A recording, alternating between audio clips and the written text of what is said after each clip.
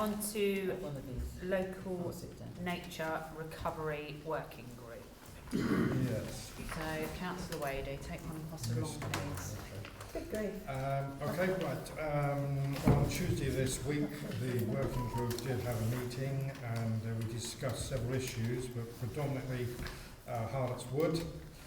And also two new subjects, or one if you like, was the biodiversity net gain or carbon credits. We also discussed that.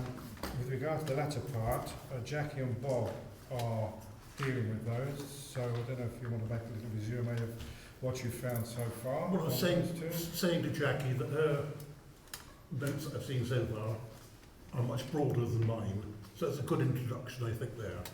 And I'll follow up with Let's my... carry on then. Yes. Please. Okay. Right. We were looking into the off-site BMGs, right, the net gain. Any land proposed for use for off-site BMGs must be a registered biodiversity net gain site. So to be eligible for registration, the land must be secured by one of two legal mechanisms. The first is planning obligations with the local planning authorities, and that comes under the Town and Country Planning Act, etc. And the second legal mechanism is a conservation covenant. Now, the differences between them means that the off-site means biodiversity gains to be delivered on land outside of the red line boundary of a development, and the land must be registered to be able to gain, you know, to be able to make use of that. So a planning obligation is a legal agreement between the planning authority and a personal persons with an interest in the land. They require the person, the actual thing requires a person to either do something or to restrict what can be done on that particular piece of land.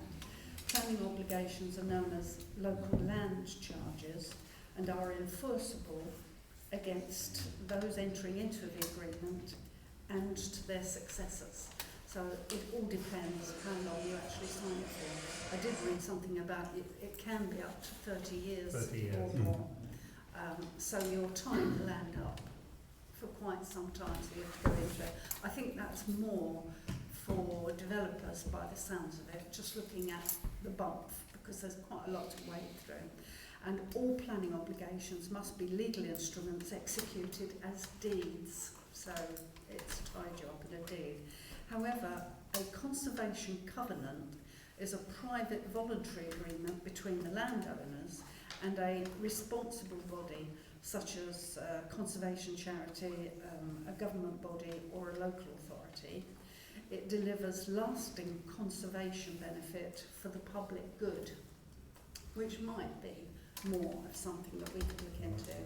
And a covenant sets out obligations in respect of the land, which will be legally binding not only to the landowner but on subsequent owners of the land. So if something is signed now, obviously it's got to be seen through to the end of whatever arrangement they have. It's not something that we'll renew that. This is with a view to selling biodiversity net gain Yes. to developers off-site. Yes. You Didn't can't say do it on their site. Mm-hmm. No.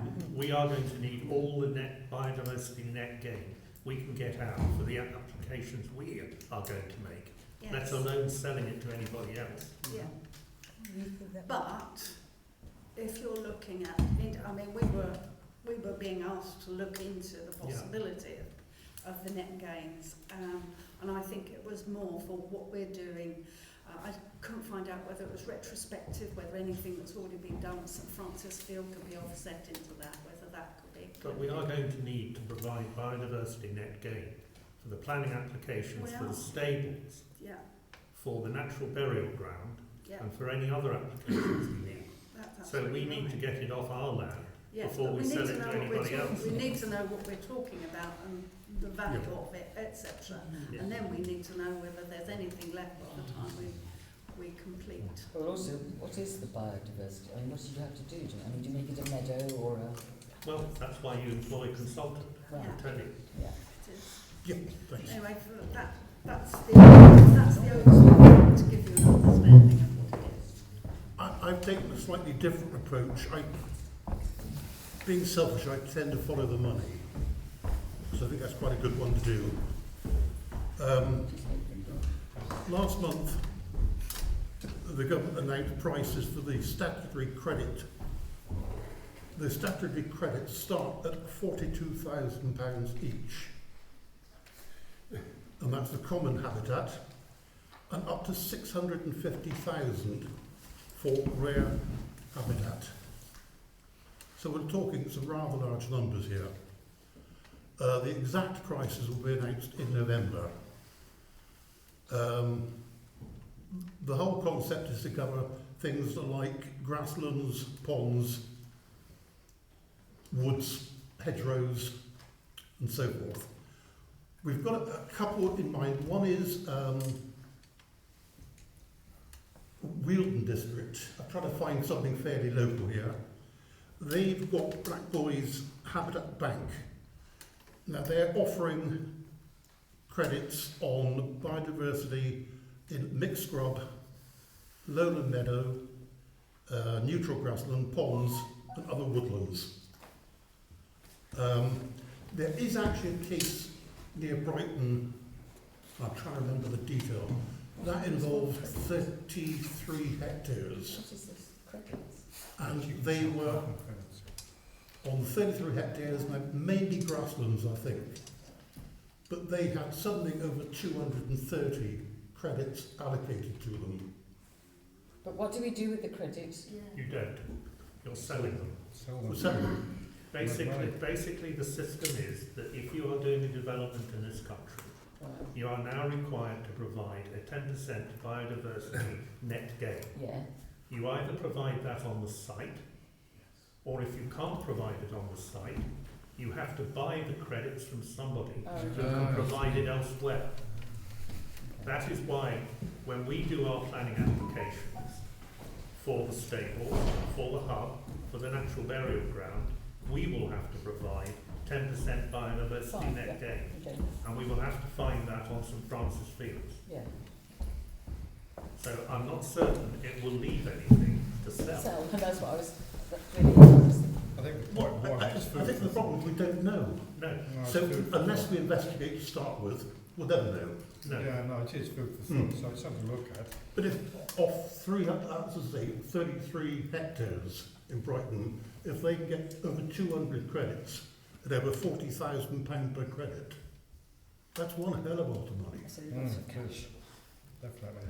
I don't think that you should bandy about figures like that until we have actually contacted someone and looked at it in great detail.